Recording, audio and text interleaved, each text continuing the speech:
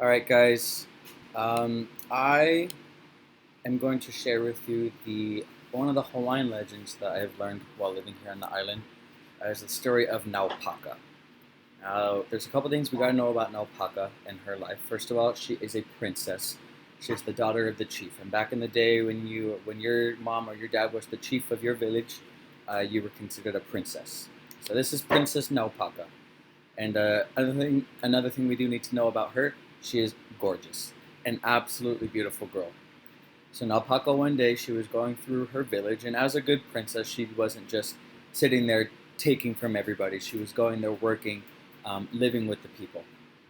She was going through and working with the land, and as she was going around, she saw a very, very good-looking man. His name was Kaui. He's important because Kaui and Naupaka they started to do little things to notice each other and have the other notice them. And one thing led to another, and their romance blossomed. They fell in love with each other, but the biggest problem was that Kaui was not a prince. He had no chiefs in his family. He could not be with Naupaka according to Hawaiian law. So what they decided to do, Naupaka and Kaui went together. They said, if we can get a blessing from the gods, we can be together. The gods made the rules, the gods can change the rules.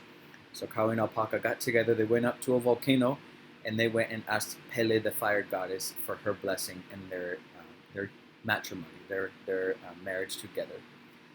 And Pele, she's the fire goddess, and Pele saw Kaui, and after looking at him one time, like I said, Kaui's a very good-looking man. Pele wanted him for herself, and she said no, she would not give them her blessing.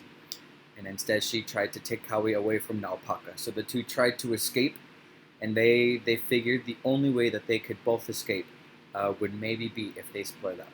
So Naupaka and Kaui split up. One of them went up into the mountains, one of them went down to the ocean.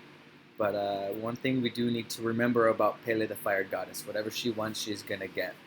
And if she can't get it, nobody else can. So Pele, using her abilities as the fire goddess, she turned both Kaui and Naupaka into flowers. And to this day, you can find the Naupaka flower. There are two different kinds. One that is by the ocean, that has 5 petals that are on the bottom half of the flower, and one that is found in the mountains with 4 petals on the top half of the flower.